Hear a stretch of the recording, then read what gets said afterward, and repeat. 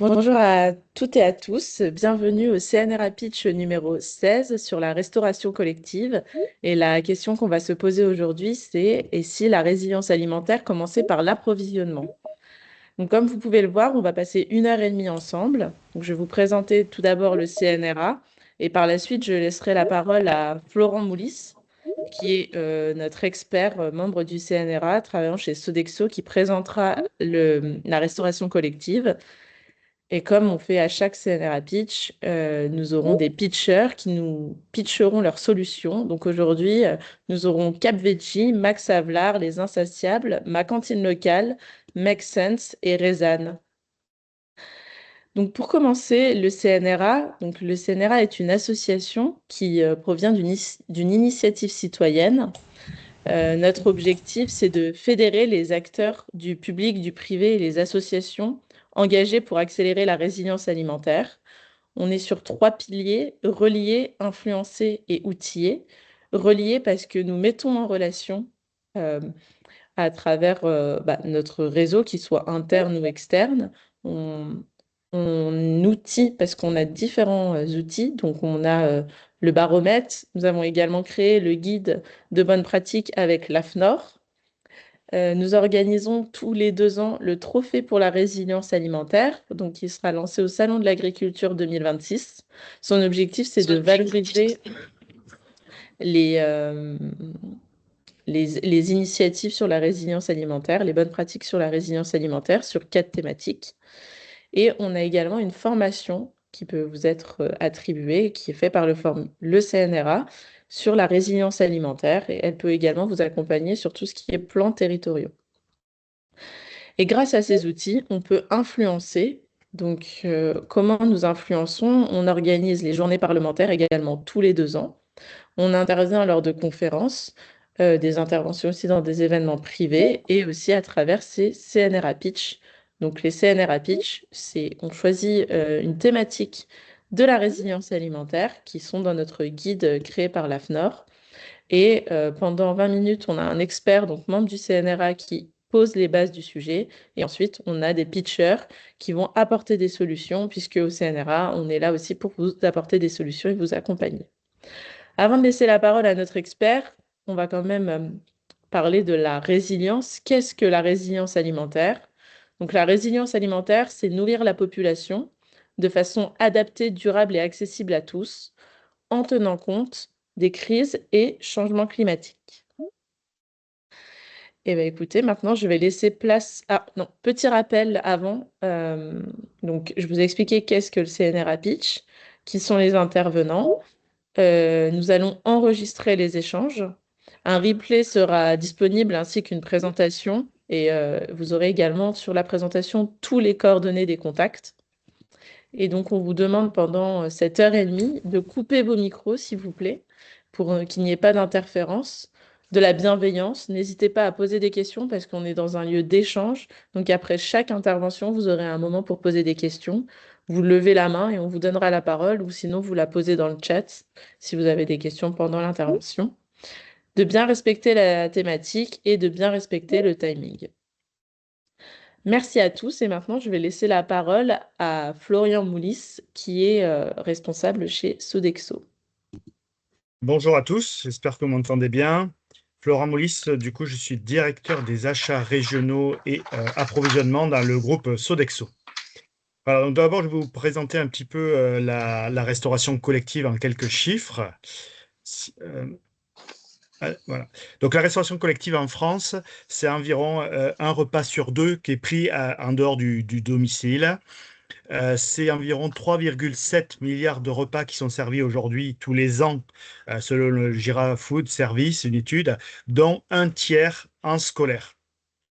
La restauration collective en France, c'est environ 7 milliards d'euros de chiffre d'affaires de dépenses, ce qui représente, pour vous situer, environ 4% de la dépense annuelle alimentaire des ménages, qui se chiffre à 180 millions d'euros, 180 milliards d'euros. Et pour vous donner un autre chiffre en volume, on considère que la restauration collective aujourd'hui, c'est 5 à 6% du système alimentaire français. Voilà, 4% de la dépense et 5 à 6% des volumes. Aujourd'hui, il y a deux modes en restauration collective. Il y a le mode autogéré ou régie directe qu'on appelle, qui représente 60% du parc. Et il y a un mode concédé de restauration collective à sous-traiter à des sociétés privées comme le groupe Sodexo, qui représente 40% de l'activité. On les appelle souvent les SDR, Sociétés de restauration collective. Je vous parle aussi du SNRC, c'est le Syndicat national de restauration collective, qui représente aujourd'hui entre 80 et 90% de la partie concédée. Alors, je vous en parle parce que Sodexo est adhérent de ce syndicat, mais c'est aussi à partir de cette partie-là où j'ai un peu plus de chiffres sur les approvisionnements à vous donner. Ce syndicat aujourd'hui, c'est 6,7 millions de repas par jour. C'est environ 100 000 salariés sur des entreprises de toute taille, à la fois des sociétés comme Sodexo qui font plus de 1,5 milliard de chiffre d'affaires, mais des ETI, des PME et souvent des petites sociétés ancrées dans les territoires.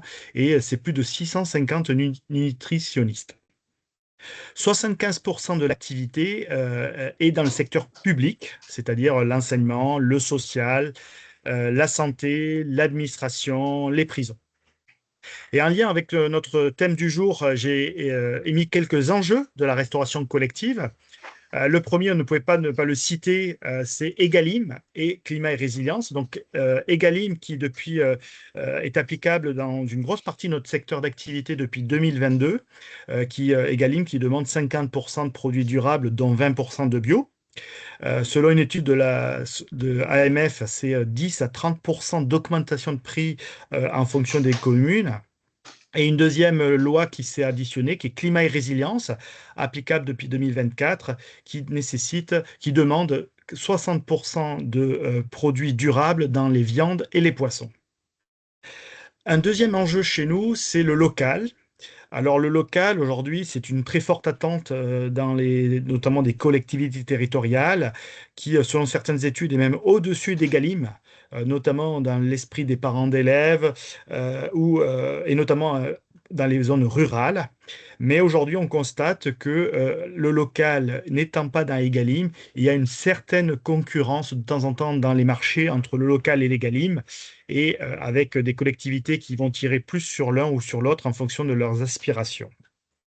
Et j'ai mentionné aussi deux autres enjeux importants de la restauration collective.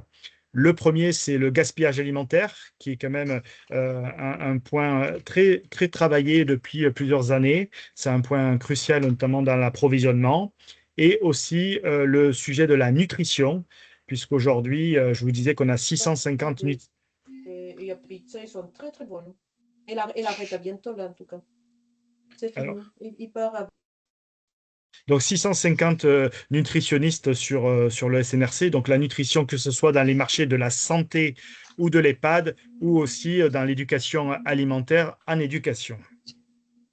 Je passe au deuxième slide. Je vais parler un petit peu des approvisionnements, un petit peu de la restauration collective. Alors, je sais pas, j'ai un micro. Voilà, les approvisionnements de la restauration collective pour dire que la restauration collective est un fort soutien de l'agriculture et un partenaire solide de la Ferme France. Le SNRC a réalisé une étude en 2025 sur les approvisionnements de tous ses adhérents en 2024. Voilà, une étude qui a été faite régulièrement, qui va être faite maintenant tous les ans pour suivre l'évolution et qui permet de visualiser que dans certaines catégories stratégiques, il y a vraiment des engagements particulièrement forts qui ont été pris par les adhérents du SNRC. Ces approvisionnements français sont en progression chaque année. Donc, on a pu observer que sur 2024, 86% du bœuf frais était origine France, 99% du porc était origine France, 99% de la volaille, 99% du lait, 94% des œufs. Voilà, donc ça, c'est sur la partie SNRC. Et à droite, je vous ai mis les infos sur ma cantine, donc sur Egalim, ma cantine, qui est l'outil de reporting des résultats de Egalim. Donc là, c'est des chiffres, tous secteurs d'activité. Donc, en bas, on voit les chiffres qui ont été déclarés en 2024 sur le portail pour l'année 2023. Donc, c'était 25% de produits durables, dont 12% de produits bio. Les chiffres, c'est les dernières études disponibles sur ma cantine. Les chiffres de l'année 2024, publiés en 2025, seront disponibles les prochains jours sur le portail de ma cantine. Il n'était pas encore fin de semaine dernière, mais la ministre de l'Agriculture a dévoilé fin novembre lors du Conseil national de la restauration collective les chiffres pour l'année 2024. Donc, il y a eu une progression on est proche de 30% de produits durables pour les sites qui ont déclaré et une stagnation par contre du bio, puisqu'on est on n'arrive pas aux 12%. Par contre, à noter que 40% de sites ont déclaré en 2025 pour l'année 2024, ce qui est le double de l'année précédente. Donc, ceci donne beaucoup plus de crédit à ces chiffres. Voilà. La prochaine déclaration pour l'année 2025 qui sera en 2026 et le portail ouvre le 12 janvier jusqu'au 31 mars pour déclarer les chiffres de l'année 2025. Si maintenant nous passons à l'item approvisionnement de la restauration collective par rapport à notre thème du jour, j'ai essayé de marquer quelques leviers pour sécuriser ou diversifier les approvisionnements en restauration collective. Le premier que j'ai mentionné, c'est la collaboration dans les territoires. Et effectivement, pendant longtemps, la restauration collective émettait des menus, émettait des besoins, passait des commandes chez les fournisseurs qui devaient être en charge de trouver ces produits-là. Aujourd'hui, avec la reterritorialisation, l'origine France, le local, il y a eu un changement de fonctionnement dans les sociétés de restauration et dans la restauration collective en général, et avec une meilleure écoute des producteurs et des fournisseurs. En quelque sorte, pour pouvoir nous délivrer ces produits Origine France, on est allé les voir et on leur a demandé qu'est-ce qu'on peut vous apporter pour être mieux servi. Donc la principale réponse qui a été apportée par les producteurs, c'est de la visibilité, de la prévision et de la visibilité pour que eux puissent s'organiser. Je citerai aussi que il y a une approche collaborative dans les territoires de plus en plus, alors en binôme ou voire plus sur toute la chaîne, parfois entre les collectivités et les producteurs, entre les producteurs et les logisticiens, ou entre les acheteurs et les producteurs. Voilà. Et les meilleures réussites dans les territoires de création de filières, c'est quand il y a un maximum de maillons de la chaîne qui s'entendent pour créer la filière. Voilà, que les acheteurs ont besoin des produits au moment où les producteurs les ont disponibles, avec des logisticiens et des distributeurs qui peuvent les distribuer. Donc, l'approche la plus collaborative possible est un levier pour diversifier et pour sécuriser les approvisionnements. Un deuxième sujet que je voulais aborder, c'est l'organisation interne au sein de la restauration collective. D'abord, il a fallu faire changer le mindset des gestionnaires en leur demandant de faire de la prévision. Voilà, quelque chose qui n'était pas habitué. Aujourd'hui, ils passaient des commandes auparavant et ils avaient les produits qu'ils souhaitaient. Donc, de la prévision à 3 mois, à 6 mois, voire plus pour certaines filières, notamment lorsqu'on veut investir dans des filières protéines animales, voire des fois des prévisions à plus d'un an lorsqu'on veut anticiper, voire des semis de certains produits. Voilà, il faut donner des prévisions en amont. Et puis, un deuxième phénomène aussi, ça a été la mutualisation entre les restaurants pour atteindre des volumes critiques, pour aller voir des producteurs. Je ne l'ai pas dit dans le panorama de la restauration collective, mais par exemple, chez nous, on a plus de 4000 sites et on a des sites très hétérogènes, entre des sites de maisons de retraite qui peuvent faire entre 10 et 15, voire 20 couverts seulement par jour, et des cuisines centrales qui peuvent faire entre 50 et 60 000 couverts par jour. Voilà. Donc, cette grande hétérogénéité demande à s'organiser en logistique. Voilà, donc dans des groupes comme nous, alors j'ai des micros, je pense, qui sont allumés. Dans des groupes comme nous, la mutualisation se fait au niveau central, mais aujourd'hui, au niveau de la restauration collective globalement, des restaurants peuvent s'associer pour voilà, avoir des besoins cumulés et pouvoir discuter avec des producteurs. J'ai évoqué un troisième pilier qui concerne là, du coup, l'approvisionnement. Donc l'approvisionnement, c'est de développer des partenariats avec plusieurs producteurs. Lorsqu'on est aujourd'hui dans des produits plus territoires, effectivement, on est face à plus d'aléas. Et donc, du coup, il faut avoir plusieurs sources de diversification d'approvisionnement pour faire face à des avaries climatiques ou de logistique ou de production. Donc, il faut effectivement diversifier le nombre de producteurs avec qui on est partenaire sur une production, ce qui change du fonctionnement auparavant où on faisait des commandes tout simplement à des grossistes. On a aussi, pour répondre à cette attente de visibilité et de prévisionnel évoquée dans le premier point des producteurs, on a la possibilité aujourd'hui de passer des contrats pluriannuels avec certains producteurs pour qu'ils aient de la visibilité pour s'organiser ou pour simplement qu'ils puissent investir dans des outils de transformation, des outils de conditionnement adaptés à la restauration collective ou, par exemple, dans les légumineuses, mettre en place des trieurs optiques, des éléments pour répondre au marché. Et enfin, on a un troisième point que j'ai souhaité mentionner, c'est les plateformes locales d'approvisionnement qui parfois qui souvent même font ce regroupement d'offres pour les producteurs et donc permettent aujourd'hui d'avoir plus facilement accès à un volume plus important de plusieurs producteurs sans passer par le partenariat producteur par producteur. Voilà, ces plateformes locales aujourd'hui assurent pour les producteurs le maillon logistique et le maillon regroupement de l'offre, ce qui permet aujourd'hui de consolider un volume. On peut aussi, dans le slide d'après, j'ai cité aussi des actions de la restauration collective qui sont faites au niveau des filières ou en interne au niveau des menus. D'abord, le rôle de la restauration collective dans la structuration des filières. Aujourd'hui, on a plusieurs exemples. Dans de nombreux territoires, la restauration collective a soutenu la création de nouvelles filières locales, soit des filières qui n'existaient plus, soit des filières qui n'avaient jamais existé dans certains territoires auprès de producteurs. Voilà, j'aime bien me citer une filière que nous avons créée, nous, dans le groupe Sodexo, en Île-de-France, il y a 3 ans.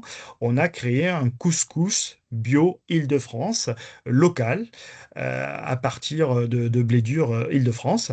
Voilà, c'était avec une coopérative avec qui on travaille, qui était plutôt une coopérative maraîchage. Et quand on a discuté avec les producteurs, ben, en alternance de leur maraîchage, ils sont obligés de faire une céréale pour reposer un peu le sol. Et donc, ils faisaient du blé dur ou d'autres produits qui étaient souvent vendus à des grossistes ou à l'exportation et pas forcément toujours valorisés. Donc, en discutant avec eux, on s'est mis en tripartite avec notre producteur de pâtes, une PME Lustucrur, sur Rouen, sur le moulin de Rouen. Et donc, du coup, nous avons, la première année, travaillé avec 4 producteurs et dédié des parcelles de blé dur que nous avons fait transformer en couscous. C'était le produit le plus facile au démarrage, en couscous bio Île-de-France. On a fait 60 tonnes la première année. On a fédéré 4 producteurs et aujourd'hui, on fédère 12 producteurs qui ont réimplanté du blé dur dans le sud Île-de-France pour faire ce produit-là. Et l'année prochaine, on va mettre en place une deuxième filière pour diversifier et augmenter la production de blé en pâte coquillette. On a aussi en restauration collective des actions sur la réintroduction de cultures dans les territoires. On anime beaucoup les produits locaux. Alors c'est surtout dans les légumes et dans les légumineuses qu'aujourd'hui on a le plus d'actions significatives dans cet item. Voilà, je peux citer 2 exemples. Par exemple, nous au printemps, on aime que les salades soient locales partout. On fait des animations de salades locales partout au printemps, partout en France, du mois de mai au mois d'août. Et on avait une zone qui était le sud-est, PACA, où il y avait très très peu de producteurs en salade. Donc on a travaillé à la fois avec nos distributeurs grossistes et avec des producteurs pour les inciter à réimplanter de la salade Batavia dans le secteur pour nous la mettre à disposition pour le printemps. Et puis un deuxième exemple, c'est les légumineuses. Là, on en a plusieurs.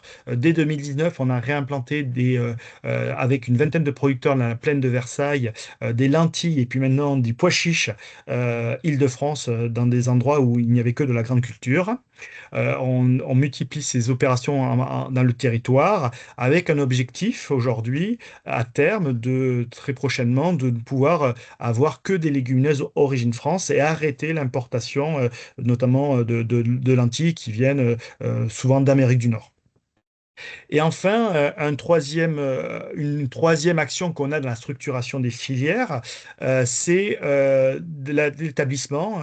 Ça fait déjà 6 7 ans qu'on travaille avec cela dans notre groupe et aujourd'hui, c'est assez diversifié, c'est assez répandu, je dirais, dans la restauration collective. C'est des contrats tripartites.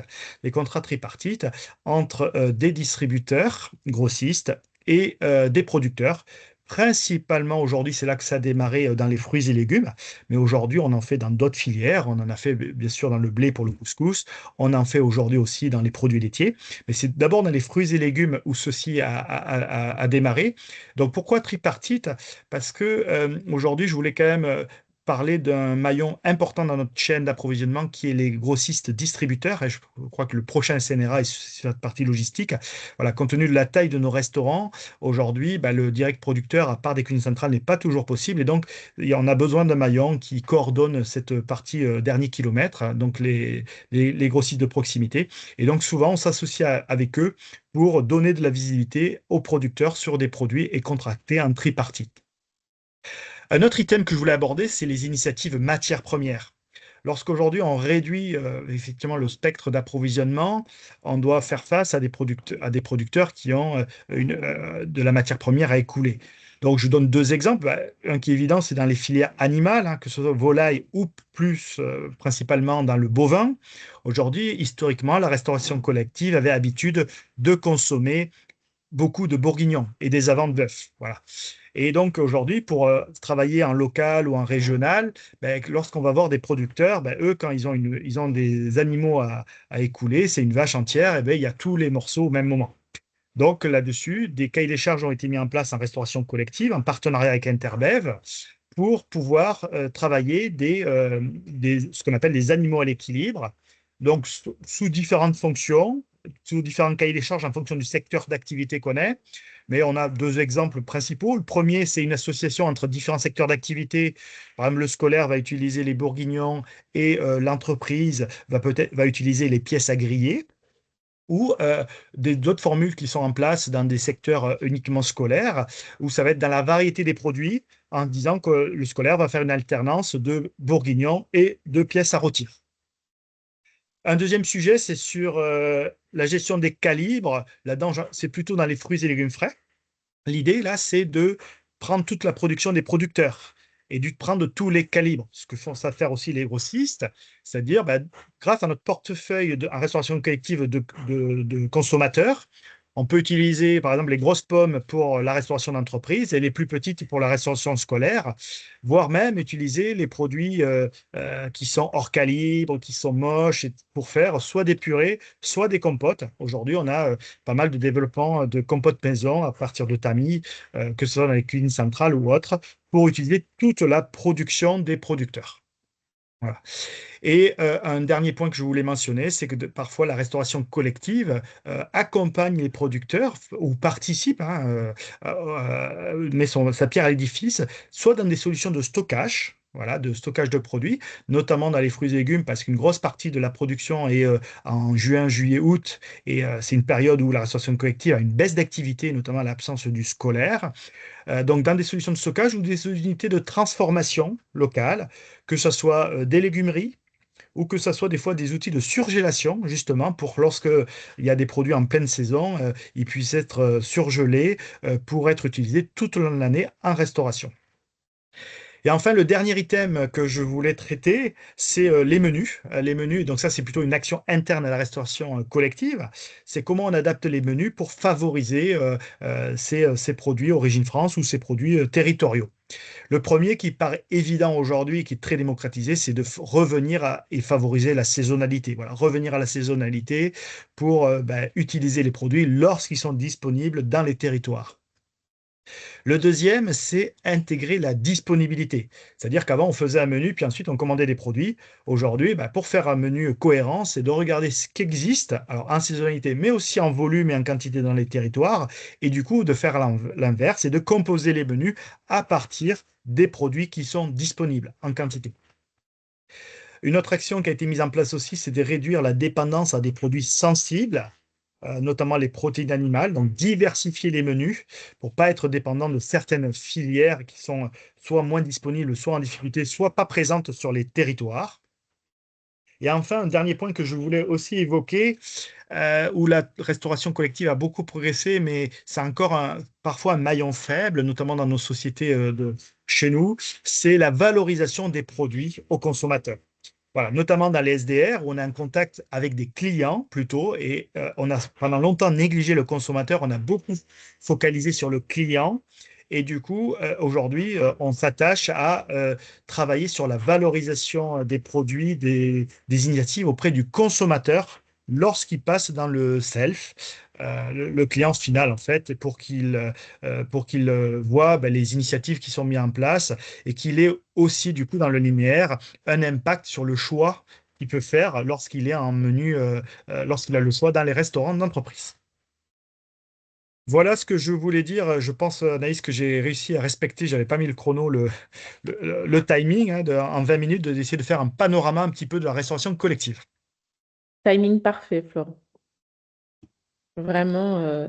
Est-ce que vous avez des questions sur Merci. l'intervention de Florent? Merci beaucoup, en tout cas. Ah, je crois qu'Elisa n'hésite pas à prendre la parole si tu as une question.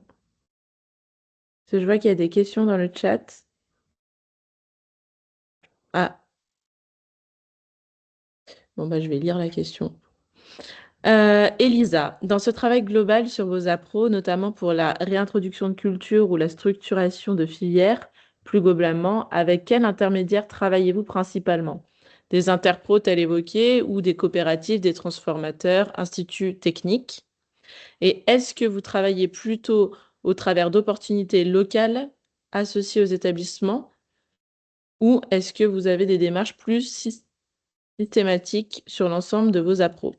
Alors, sur le premier point, ça dépendra des filières. Effectivement, dans des filières spécialisées, on peut travailler avec les interprofessionnels, les interprofessions. Par exemple, sur Interbev, moi, je fais partie pour le syndicat du groupe de travail restauration collective et j'ai participé au guide sur les bêtes à l'équilibre. Donc, on essaie aussi de proposer des documents transversaux à la filière. Après, on peut aussi travailler directement avec des coopératives ou des transformateurs. C'est-à-dire que notamment dans les légumineuses, on travaille avec les coopératives de producteurs parce que c'est eux qui ont la technique et c'est eux voilà, nous on leur émet le besoin, on discute avec eux sur les produits qu'on pourrait mettre ensemble. Voilà. Et sur les opportunités, bah, c'est un peu des deux, je dirais, parce qu'aujourd'hui, bah, des fois, les initiatives naissent aussi d'opportunités dans une région, d'une idée hein, qui va être testée, expérimentée, soit à la demande d'un client, soit à l'idée chez nous en interne. Et je dirais que les bonnes initiatives se développent ensuite plutôt au national. Je prends l'exemple du couscous Île-de-France. Aujourd'hui, on a lancé l'année dernière la même chose sur PACA avec voilà sur PACA. Donc, on essaye ensuite de dupliquer les bonnes idées dans les différents territoires, sachant qu'on essaie quand même de rester en cohérence avec ce qui est capable de produire le territoire. Voilà, on a les deux échelles, l'échelle territoriale et l'échelle nationale. L'idée, c'est pas non plus de faire produire à chaque territoire toutes les productions, c'est qu'il y ait une vraie cohérence avec ce que est capable de fournir le territoire en termes de producteurs, en termes de climat, en termes de terrain agricole. Et c'est aussi pour ça qu'on se rapproche dans chaque territoire des experts, hein, qui soient interprofessions si c'est technique, qui peuvent être des chambres d'agriculture, qui peuvent être tous les experts territoriaux pour capitaliser là-dessus, sachant que l'idée souvent c'est d'initier un mouvement et qui peut être ensuite fédérateur pour les producteurs qui leur ouvrent des débouchés sur d'autres marchés. Bien. Ok, ben merci. Il y a beaucoup de questions dans le chat, donc j'en pose une dernière et après, je proposerai à Florent d'y répondre et puis on vous enverra les réponses aux questions. Alors, donc on a Éléonore. Je ne sais pas si... Donc Éléonore demande, comment travaillez-vous avec les maraîchers agroécologiques, petite surface, moins de 6 hectares? Et comment contribuez-vous à la réduction de l'usage unique d'emballage? Ah ouais, alors c'est deux questions qui sont un peu en dehors, le deuxième en dehors de l'alimentation qui est un peu mon expertise. Alors sur la réduction d'emballage, on a deux sujets. On a un sujet des emballages qu'on utilise chez nous, notamment avec une centrale, où là on est en train de faire une mutation sur les barquettes de conditionnement en liaison froide sur de la bagasse, sur d'autres produits. Et donc là, on a des experts chez nous pourrait vous apporter plus voilà, l'expertise plus par retour par écrit. Et on travaille aussi avec tous nos intervenants sur la réduction d'emballage chez nos fournisseurs aussi. Soit en changeant le mode d'emballage, soit en le réduisant. Par exemple, historiquement, beaucoup de produits étaient mis dans des sachets puis dans des cartons. Il y a un maximum de produits qui ont pu être passés en carton vrac lorsque c'est possible. Voilà. Eh bien, écoute, merci beaucoup, Florent. Si on a l'occasion, en fin de CNR Pitch, je te reposerai les questions qui sont dans le chat. En attendant, je vais passer au pitcher. Donc, comme je vous l'expliquais tout à l'heure, donc maintenant que Florent a posé le sujet, on va avoir de présentations de solutions. Donc, on aura 6 pitchers aujourd'hui. Cap Veggie, Les Insatiables, Make Sense, Ma Cantine Locale, Max Havelaar et Rezane. Et je vais donner la parole à Louis Dumoulin de chez Nuances d'Avenir qui va parler du projet Ma Cantine Locale. À toi, Louis. Merci beaucoup, Anaïs. Merci, Florent, pour cette présentation et merci à toutes et tous d'être là. Très heureux de pouvoir vous présenter ce projet. Donc, Ma Cantine Locale, c'est une initiative qui est portée par le CNRA et Nuances d'Avenir. Et donc, moi, je suis Louis Dumoulin, je dirige Nuances d'Avenir que j'ai fondée il y a 3 ans. Et c'est une association qui n'est pas uniquement sur le secteur agri-alim, mais c'est une association qui cherche à dépolariser le débat environnemental. Et en fait, on essaie d'identifier des arguments et des récits qui parlent à une plus grande part des citoyens et des décideurs. Donc, on a bossé depuis 2 ans et demi sur différents formats liés à l'agriculture, qui est un sujet très important pour nous. Mais avec ce projet, Ma Cantine Locale, qu'on a lancé au milieu de l'année, si je ne dis pas de bêtises, notre volonté, c'est vraiment d'objectiver les bénéfices socio-économiques de l'approvisionnement local dans la restauration collective publique, en commençant, et c'est un choix et stratégique et de temps et de ressources, sur les primaires et les maternelles. Et en fait, on cherche à montrer comment cette restauration collective, elle peut être mobilisée davantage comme un outil de résilience et un levier de transition. Donc, ce qu'on fait en fait via cette campagne, c'est 3 actions clés.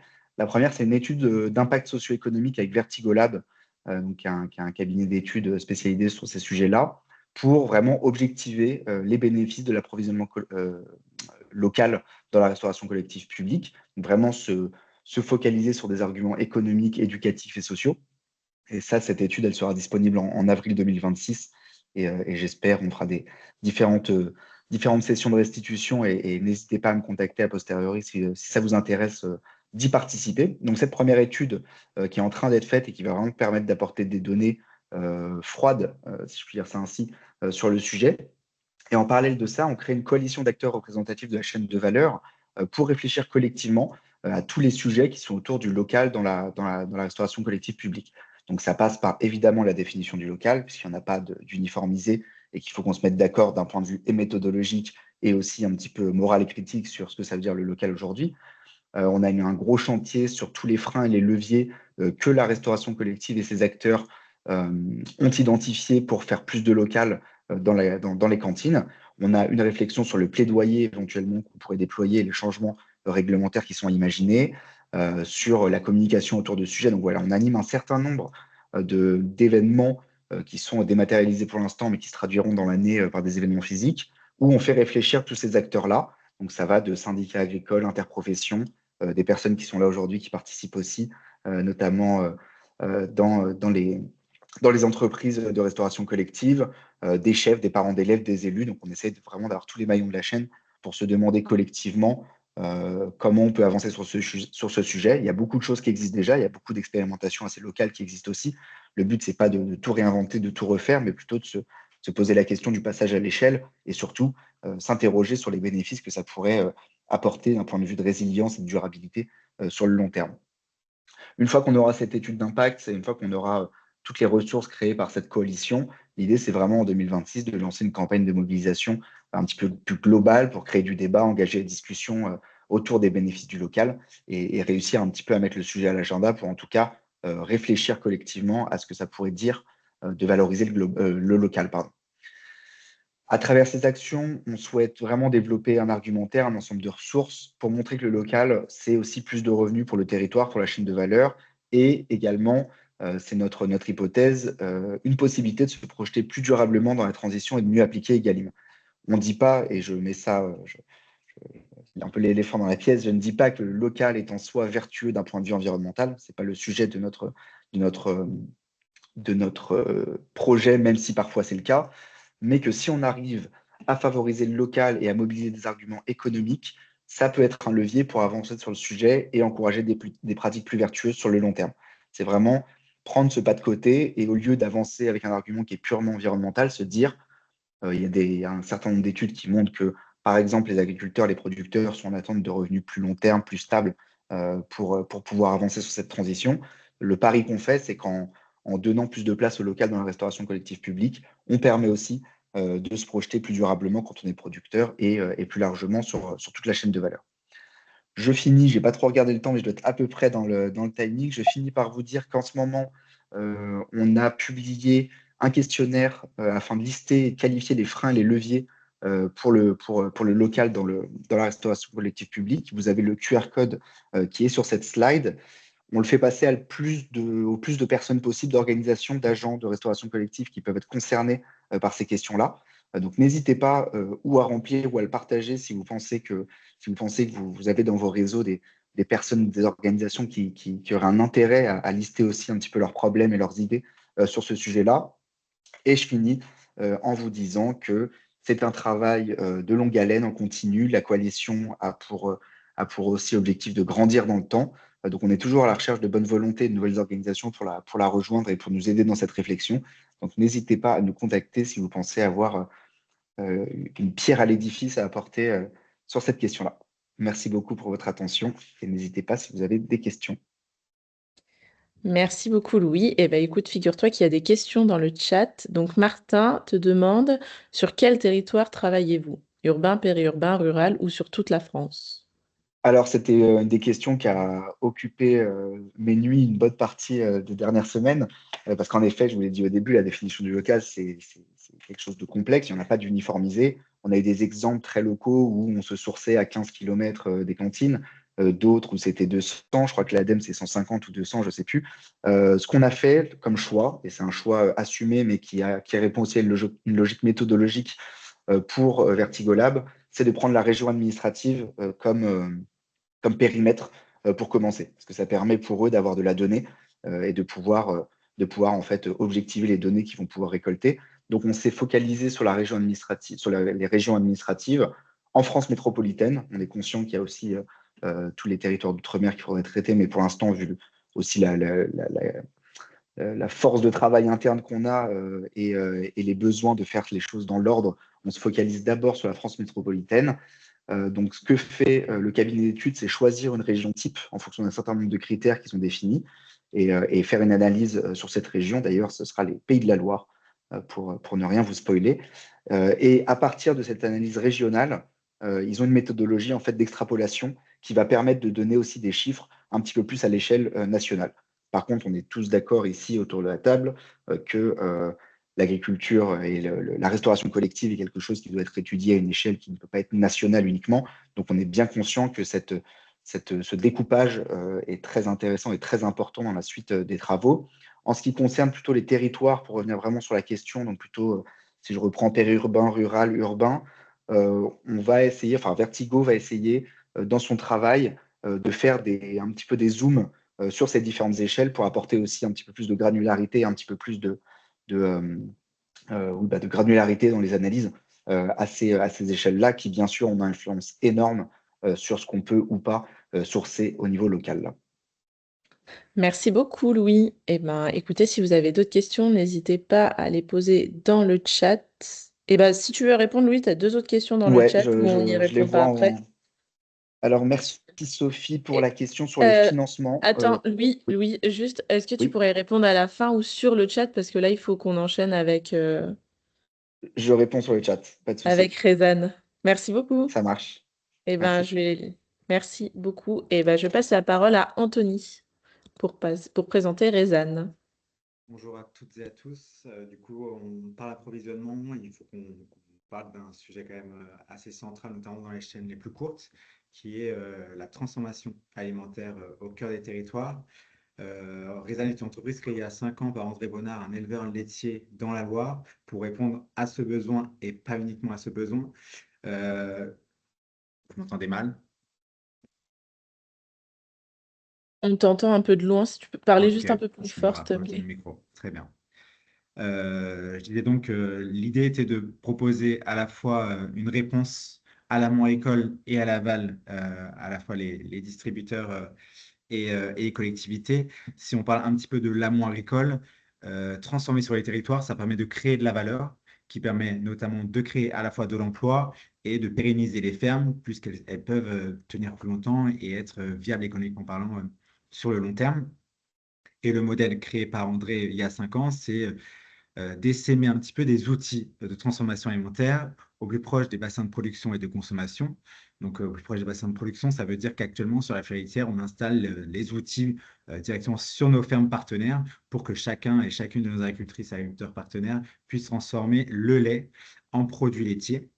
Le modèle pensé et voulu par André, c'est un modèle clé en main dans un container maritime qui permet de ne pas avoir besoin de recourir à un prêt bancaire pour créer un espace sur la ferme, très clairement, et sécurisant, puisqu'on vient accompagner les agriculteurs sur tous les volets annexes de la transformation, qui sont à la fois la qualité, la production, le marketing, la communication et, in fine, forcément, la commercialisation qui est le gros flou et le gros risque pour les agriculteurs parce qu'on peut très bien produire sur les territoires.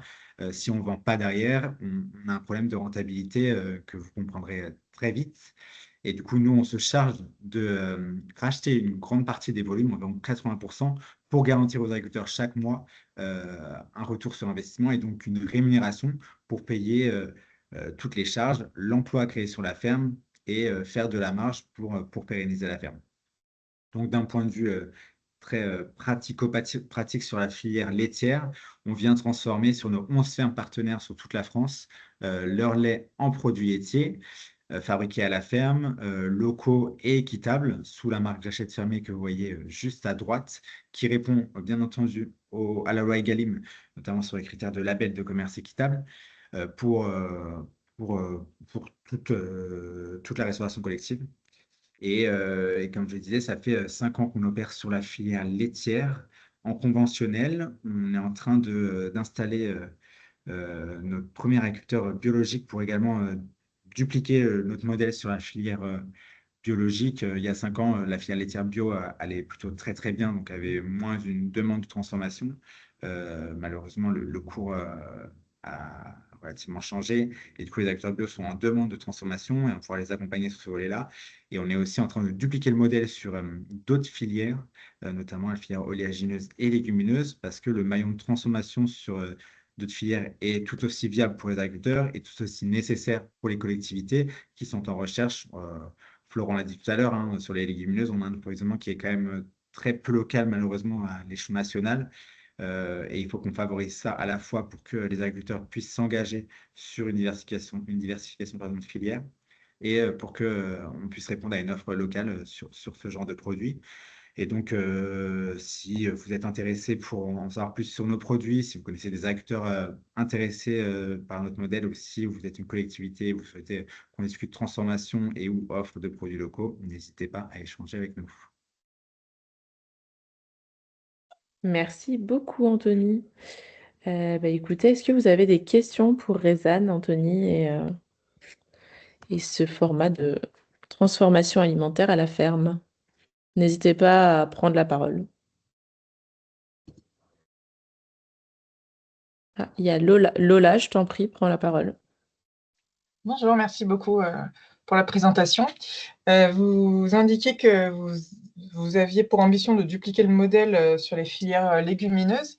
Avec qui vous discutez en fait? Est-ce qu'il y a une interpro qui est suffisamment structurée pour ça? Est-ce que vous passez par Terre Univia ou une interpro spécifique légumineuse? Comment est-ce que ça se passe? Alors là, on est typiquement en train de voir la viabilité technico-économique du modèle pour avoir un outil qui soit compétitif pour transformer des volumes assez suffisants sur la filière légumineuse, parce que c'est quand même assez différent d'un point de vue process de transformation par rapport à la filière laitière. On est en discussion plutôt avec des acteurs de l'aval pour le moment, donc de la restauration collective et des groupements d'agriculteurs plutôt en amont qui, eux, ont une démarche de vouloir transformer leur production. On est en contact avec Terre Univia, Terre Innovia d'une manière assez direct, indirect, mais tant qu'on n'a pas lancé, nous, le projet, on ne rentre pas après, on s'intéresse forcément à tout ce qui se passe sur les territoires, notamment avec des projets tels que Filec, Philoleg, en fonction des régions, mais voilà, si je réponds à la question.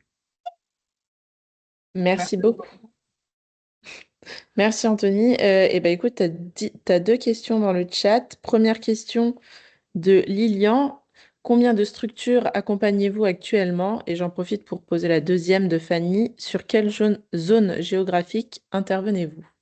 Donc, sur toute la France hexagonale pour le moment, on n'a pas encore été testé les dom-top, même si on a eu de la demande. La relation est un peu plus compliquée parce que on a cette force commerciale qui fait qu'on ne peut pas se déplacer si facilement dans les dom-tom, à moins qu'on recrute un commercial dans les dom-tom. Et sur les fermes accompagnées, actuellement, on a 11 fermes. La 11e a été installée la semaine dernière et on en prévoit 4 autres sur le premier trimestre 2026. Et toujours plus. Parfait. Eh bien, écoute, merci beaucoup pour ton intervention. C'est Ah, Fanny. je vais garder la dernière question pour la fin, si ça vous dérange pas. Et on va enchaîner sur, comme le timing est très serré, on va enchaîner sur Max Havelaar, mais soit posez votre question dans le chat et Anthony répondra, soit gardez-la pour tout à l'heure. Normalement, on aura un petit moment de questions. Alors, je passe la parole à Max Havelaar. Je te laisse parler, Jules. Bonjour à tous. Moi, je travaille chez Max Havelaar, qui est une ONG qui a 30 ans, qui est née sur des filières d'importation, bananes, café, cacao notamment, et qui, depuis 2021, cherche aussi à développer ce que nous faisons depuis 30 ans en faveur du commerce équitable sur les filières françaises. Tout d'abord, pour faire le lien avec l'actualité, actuellement, on voit qu'il y a différents discours et engagements politiques en faveur du maintien et de la transition de nos filières alimentaires. Il y en a encore eu un hier à Rungis. Mais chez Max Havelaar, nous affirmons que la réalité est simple. Sans revenus sécurisés pour nos producteurs, rien de tout cela ne tient. Et que le grand réveil alimentaire commence par là, parce que le revenu agricole, c'est la clé de voûte pour pouvoir engager tout le reste.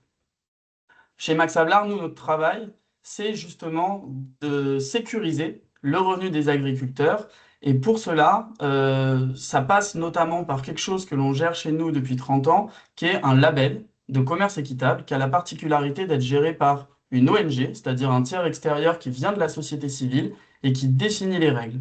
Et parmi ces règles, la principale garantie que nous prenons, c'est la garantie d'un prix rémunérateur. Ça veut dire concrètement que, en tant qu'organisation extérieure aux filières, on va calculer des coûts de production et on va dire, voilà, pour pouvoir bénéficier du label Max Havelaar, il ne faut pas descendre en dessous de tant d'euros les 1000 litres de lait, tant d'euros la tonne de blé, tant d'euros la tonne de haricots, etc. Et ça, c'est une garantie que l'on souhaite être forte pour les producteurs, les entreprises et les consommateurs. Et c'est bien notre rôle en tant que label et de tiers extérieur aux filières que de sécuriser ça. Ce prix minimum, il agit comme un filet de sécurité aux agriculteurs, c'est-à-dire que parfois, ils ne s'activent pas. Parfois, le prix du lait, parfois, le prix du blé est au-dessus de notre prix minimum et ils ne s'activent pas. Mais par contre, quand le marché tombe en dessous de notre prix minimum, il s'active. Et on est dans ce que M. Moulis expliquait en début d'intervention, on est dans cette demande de prévisibilité, de sécurisation que souhaitent les producteurs. La deuxième chose, et pour faire le lien avec une étude qui avait fait beaucoup parler d'elle l'année dernière, celle du Shift Project, on sait que 87% des agriculteurs, selon cette étude, posaient une condition financière à la transition écologique. Et donc notre rôle en tant que label de commerce équitable, c'est aussi d'engager cette transition écologique, mais par le prix, je dirais. C'est pas juste de valoriser uniquement les initiatives qui font déjà les choses, entre guillemets, bien pour la planète et pour l'environnement et la biodiversité.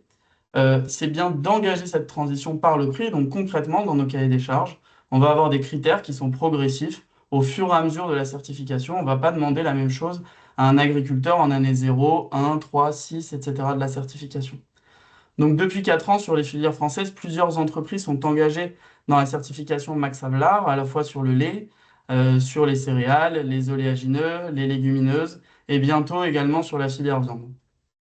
Le rôle de la restauration collective dans le soutien de ces filières, comme l'a rappelé M. Moulis, il peut être assez majeur. On sait que ça représente environ 6% des volumes. Alors ça peut paraître mineur par rapport à la grande distribution ou la consommation hors domicile, la restauration commerciale, mais en fait, cette action, ces 6%, ils comptent pour les agriculteurs, j'aimerais le rappeler.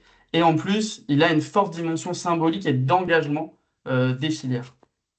On voit que les collectivités, elles font ce choix de s'orienter vers les labels de commerce équitable, à la fois pour remplir les critères de la loi Egalim, mais je dirais pas que. Elles font aussi ce choix de collectivités stratèges qui cherchent à sécuriser le prix payé aux agriculteurs et apporter leur pierre à l'édifice pour sécuriser le revenu, parce qu'elles y voient du sens en termes de politique territoriale, de pouvoir apporter cette visibilité aux agriculteurs, et elles ont compris que c'était la clé de voûte pour engager plus largement cette transition écologique dont nous avons besoin. Comment elles le font pour favoriser ces labels de commerce équitable? Ce que l'on voit, nous, avec nos interlocuteurs, c'est qu'il y a différentes manières. Je dirais l'une des premières manières, c'est que certaines demandent, typiquement dans leurs appels d'offres, des produits équitables et le flèchent en disant je souhaite un produit équitable. Et elles ont le droit de le faire, elles ont le droit de demander des lots équitables.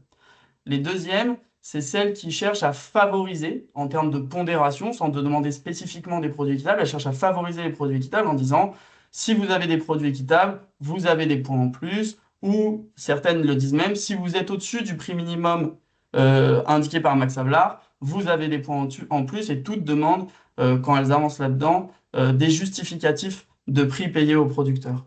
Et enfin, un troisième type de collectivité complémente ces différentes rédactions des marchés publics avec une forme de prescription pour les fournisseurs en les orientant vers des labels de commerce équitable et en leur disant bah, tiens, je souhaite continuer de travailler avec toi ou je souhaite travailler avec toi dans l'avenir et que tu répondes à mes appels d'offres, etc.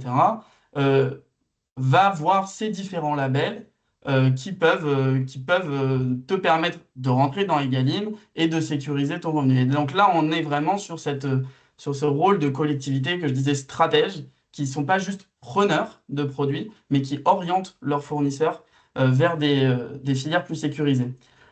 Et donc, en tant qu'ONG et pas uniquement de label, notre approche en restauration collective chez Max Havelaar, elle vise à être assez systémique, c'est-à-dire à la fois engager ces entreprises et ces producteurs pour développer une offre labellisée Origine France et équitable. On cherche à outiller les collectivités en accompagnant les collectivités sur la rédaction des appels d'offres en termes de clauses, de critères, de diagnostic de ce qu'elles ont existant, de partage de bonnes pratiques, etc. On cherche à fédérer la demande, et ça c'est hyper important. On cherche à mutualiser les signaux d'achat de la part des villes, des sociétés de restauration collective, pour dire aux agriculteurs et aux acteurs de l'amont agricole, lancez-vous, regardez, il y a une demande, et ça c'est hyper important pour qu'elle sécurise le prix. Et la dernière chose, c'est qu'on valorise cet engagement, notamment à partir de trophées, de petits déjeuners presse, etc. Et donc, en conclusion, en quoi ce travail-là que l'on fait en faveur du commerce équitable, il renforce la résilience alimentaire?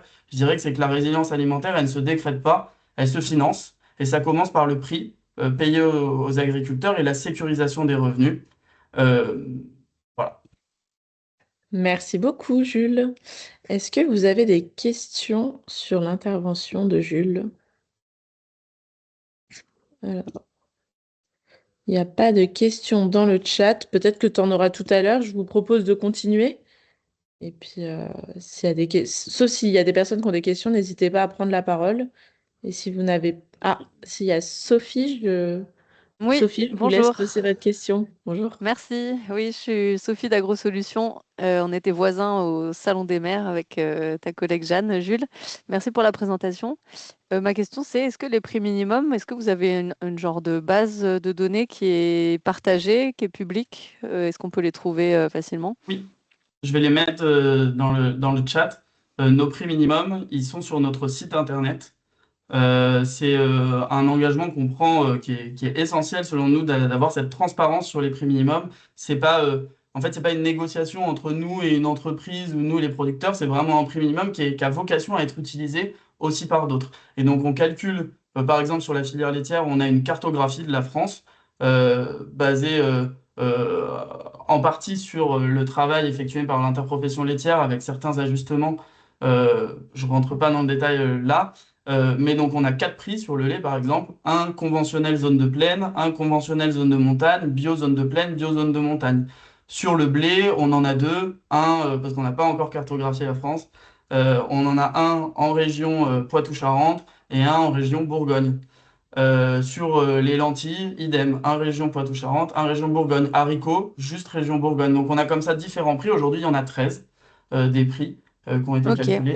Et ils sont sur notre site internet et ils ont essentiellement pour vocation à être utilisés plus largement que par uniquement les entreprises qui sont certifiées Max Havelaar.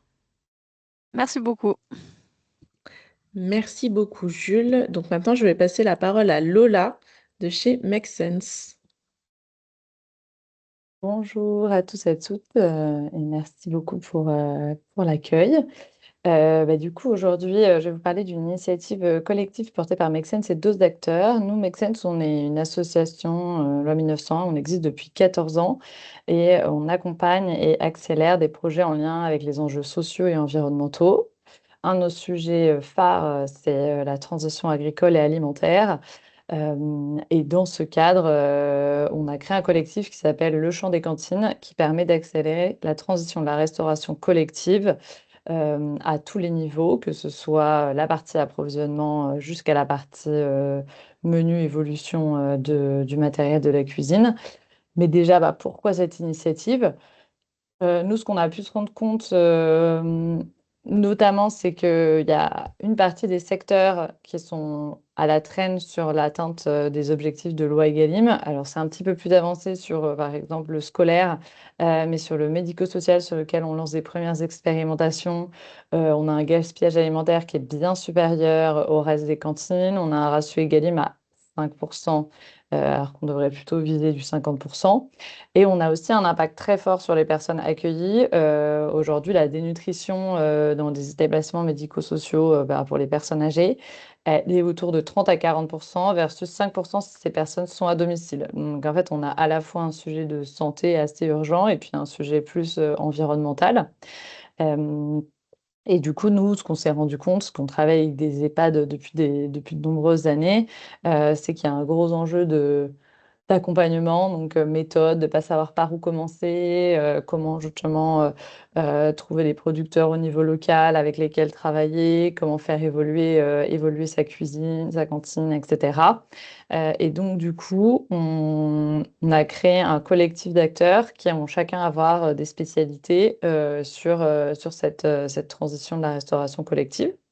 Et on a conçu avec eux un parcours d'accompagnement unique qui mixe du collectif. Donc, on accompagne 10 établissements ensemble, depuis le diagnostic de leurs approvisionnements et de leurs établissements jusqu'à la mise en place d'un plan d'action pour améliorer les différents ratios Egalim, le gaspillage alimentaire, etc. Et donc, ce parcours individuel et collectif, il y a plusieurs sessions en collectif et une dimension individuelle suivant les priorités de l'établissement. Donc, si on a un établissement qui a des enjeux de sourcing de producteurs bio et locaux, il va pouvoir s'appuyer sur Réseau Manger Bio qui fait partie du collectif. S'il a un enjeu d'avoir plus de protéines végétales dans ses menus, on va pouvoir s'appuyer par exemple sur Cavveggie qui fait de la formation de personnel de cuisine pour intégrer des recettes basées sur la protéine végétale, etc. Et donc, on est ravis d'avoir eu des premiers financements de la Draft Nouvelle-Aquitaine pour faire un test sur 10 à 15 établissements du médico-social qui vont suivre ce parcours avec les temps collectifs que j'ai décrits et les temps individuels. Et aujourd'hui, on est dans une démarche de continuer à essaimer cette méthode-là, parce qu'il y a une vraie urgence à transformer la restauration collective de ces établissements. Et nous, on a vraiment la conviction que en étant un collectif d'acteurs et en proposant de l'accompagnement collectif, ça permet d'avoir un impact à plus grande échelle sur un plus grand nombre d'établissements. Et donc, en tout cas, on serait ravis de pouvoir essaimer cette démarche dans d'autres départements. Merci beaucoup, Lola. Est-ce que vous avez des questions pour Lola sur le projet qui est mené par MedSense? Et on va bientôt lancer un appel à candidature, que cet accompagnement sera gratuit pour les établissements médico-sociaux de Nouvelle-Aquitaine. Donc, si vous en connaissez, ce sera avec grand plaisir de les avoir. Oui, je vous donne un contact tout de suite. Je ne trouve plus le chat. Ah, ça y est, C'est bon.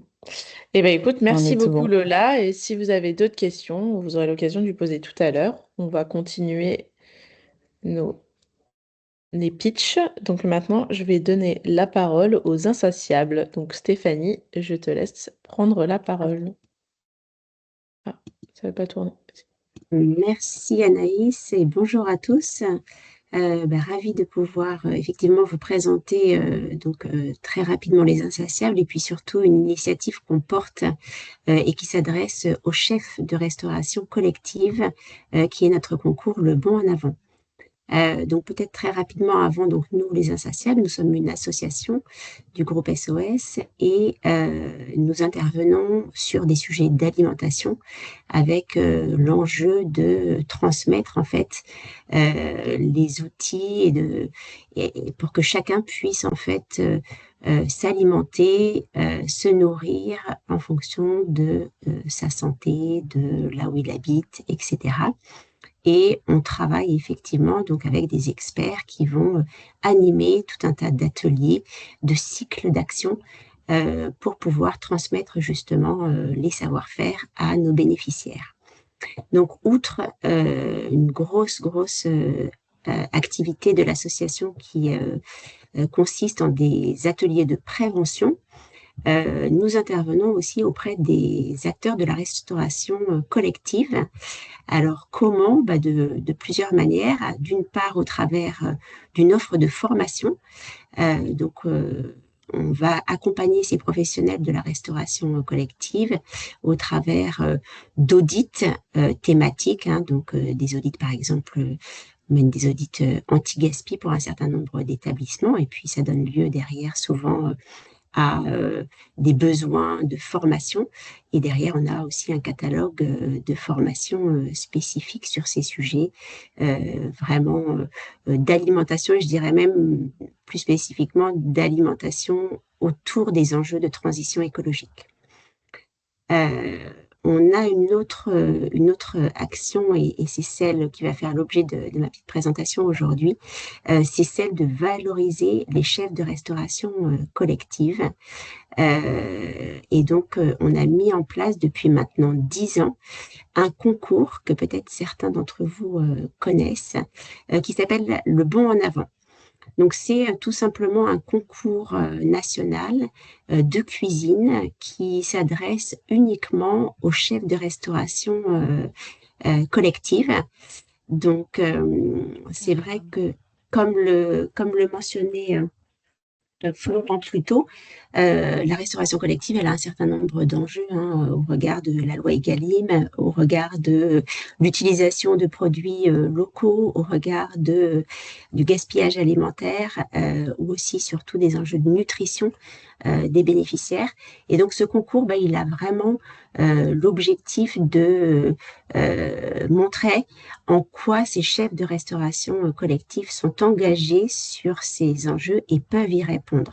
Puisque effectivement, on est persuadé, on pense qu'il y a beaucoup de choses qui passent par ces chefs-là, que ce soit sur leur envie de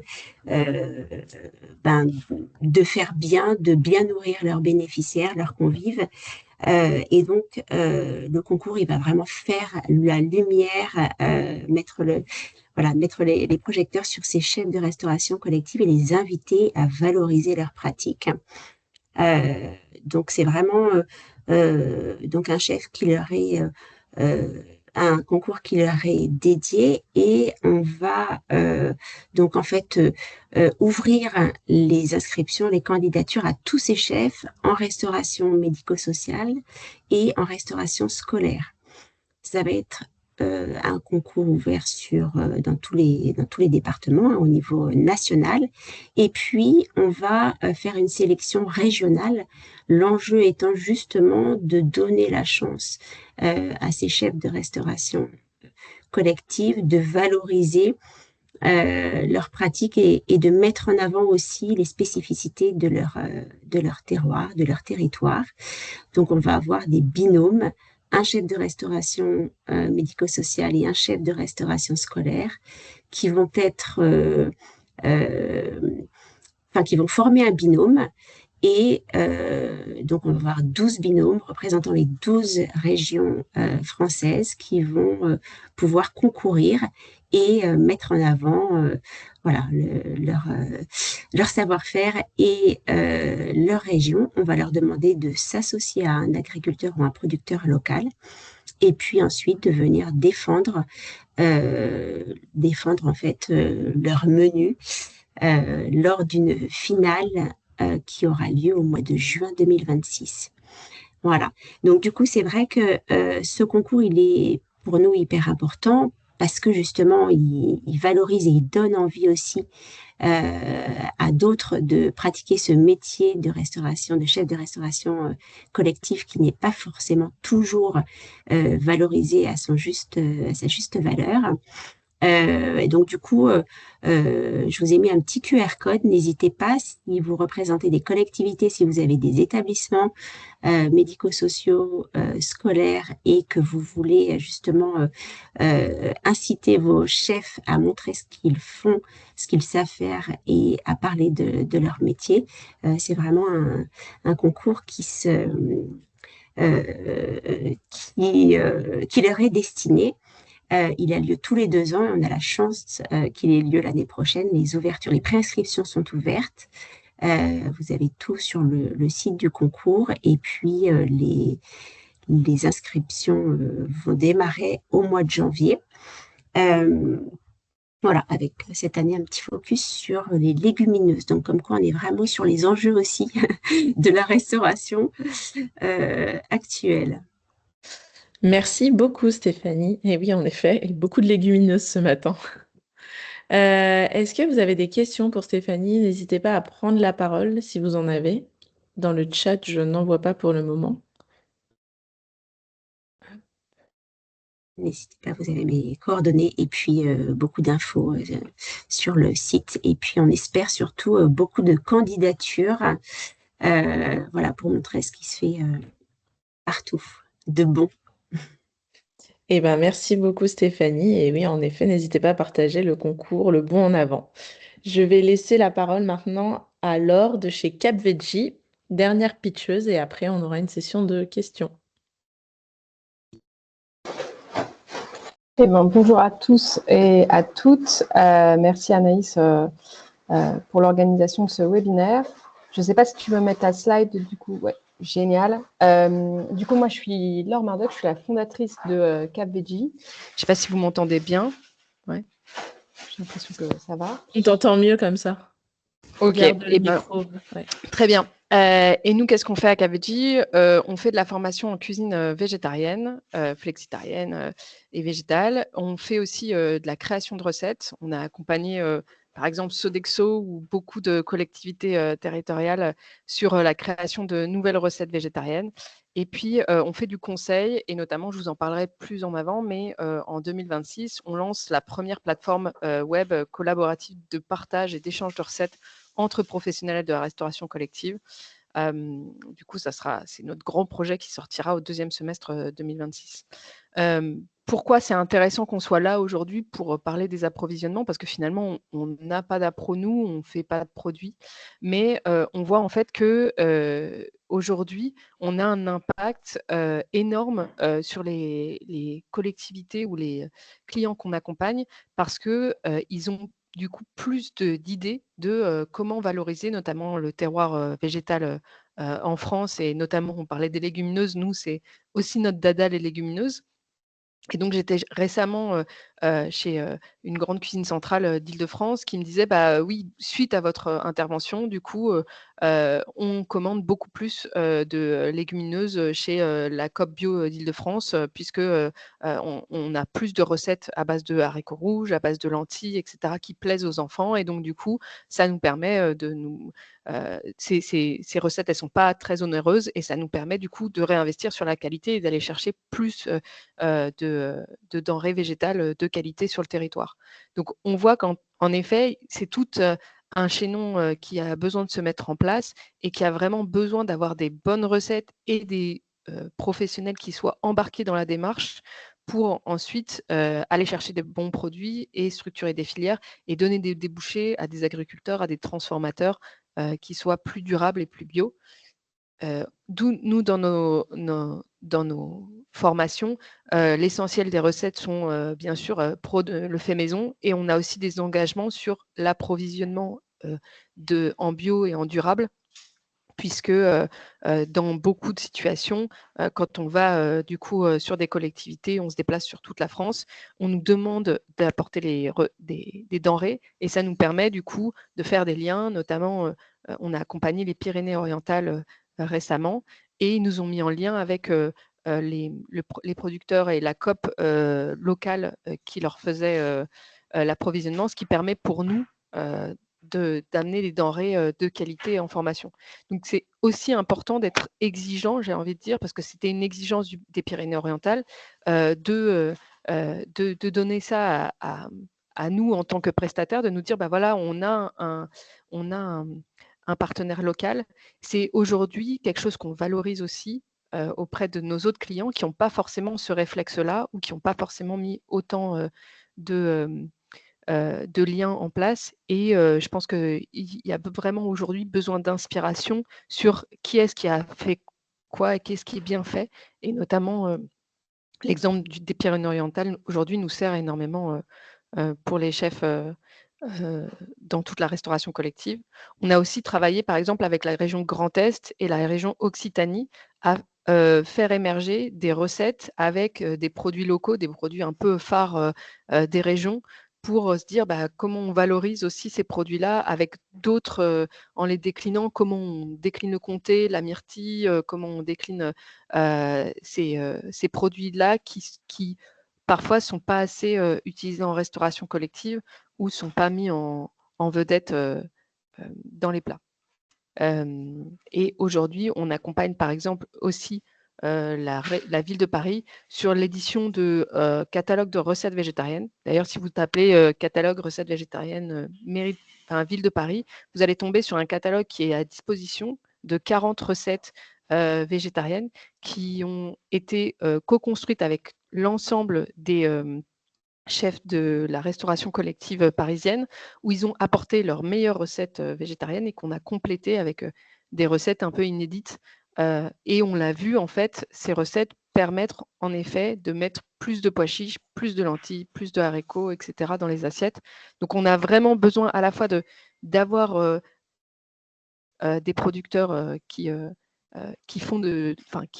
créent sur les territoires et de faire des liens, mais aussi d'apporter des solutions pour les gens qui les transforment, qui les donnent à manger aux convives, pour qu'ils le fassent de la bonne manière et que ça soit gourmand et que ça plaise énormément.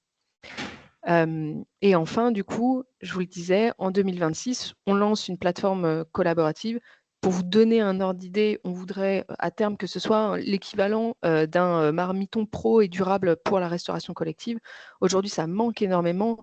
On le disait à la fois en termes d'échange, de bonnes pratiques, etc. Moi, j'ai des liens avec des agriculteurs, ou des coop bio, mais aussi, il y a énormément sur le territoire aujourd'hui de recettes de qualité végétariennes, flexitariennes, mais qui ne sont pas échangées. Et donc, nous, en se baladant, on a accompagné tous les lycées de la région Nouvelle-Aquitaine, par exemple. À chaque fois qu'on allait dans un lycée, on nous donnait les meilleures recettes. Et en fait, on voit que ce n'était même pas partagé au niveau d'une région, mais je ne vous en parle même pas au niveau de la France entière. C'est-à-dire qu'un restaurateur breton qui fait une super recette, ou un transformateur breton qui a une super recette avec ses légumineuses, ou un producteur qui fait du fromage de qualité, etc. Les recettes transitent pas et ne sont pas partagées. Donc l'idée, c'est aussi d'avoir un endroit où on puisse voir ces recettes, des recettes calibrées pour la restauration collective et un espace d'échange, du coup, où il y ait à la fois des professionnels de la restauration, mais aussi des transformateurs, des agriculteurs, des industriels qui puissent valoriser, du coup, les recettes qui sont qualitatives et qui peuvent augmenter la part des Galim et permettre, du coup, d'avoir plus de diversité dans l'offre culinaire servie aux convives. Eh ben écoute, merci Donc beaucoup, voilà. Laure. Et du coup, Peut-être que tu nous, avais... ouais, bah, Ah, tu dois finir? Vas-y, je te laisse finir. ouais, juste pour finir, du coup, nous, on cherche en effet des partenaires sur cette plateforme. Donc, si vous êtes intéressé à la fois, si vous êtes producteur, transformateur, etc., n'hésitez pas à nous contacter. Et si ça vous intéresse, merci d'avoir mis le catalogue dans le chat. Et si, du coup, ce qu'on fait vous intéresse, n'hésitez pas à prendre contact avec nous. On sera ravis d'échanger ensemble. Merci beaucoup, Laure. Alors, peut-être... Donc là, c'est le dernier CNRA Pitch. Si vous avez des questions pour Laure... Alors, on t'applaudit. Si vous avez des questions pour Laure ou un autre des intervenants, n'hésitez pas à lever la main et on vous donnera la parole avec plaisir. Parce qu'a priori, dans le chat, il y a des remarques, mais pas de questions. Je sais que tout à l'heure, quelqu'un souhaitait poser une question à Louis, il me semble, et qu'on a été coupé. Oui, Anaïs, merci. J'ai répondu dans le chat à la question directement, mais s'il y en a d'autres, je peux les prendre. Il y avait quelque chose sur le financement, quelque chose sur, excusez-moi, sur l'offre, l'état des lieux de l'offre alimentaire disponible sur un territoire, qui est bien sûr une pratique qui sera menée pour permettre de bien réaliser ce qu'il y a ou pas à l'échelle du territoire, puisque chaque territoire a ses propres spécificités.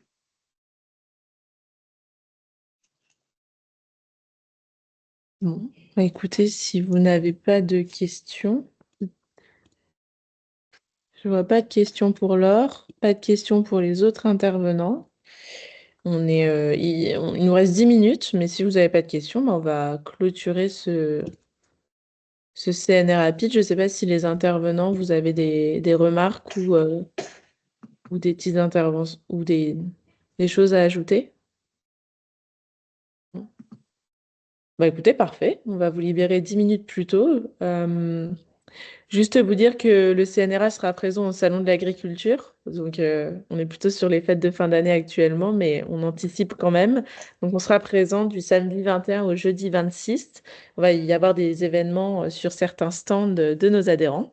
Donc, on vous tiendra informé.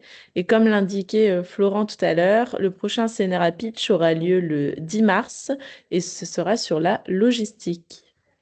Donc, merci à tous pour votre attention, pour votre participation. Merci à Florent et merci à tous les pitchers. Et puis, si vous avez des questions, surtout, n'hésitez pas. Vous avez les coordonnées des pitchers et de Florent dans le PowerPoint. Je vous enverrai un replay, plus la présentation, plus la réponse aux questions.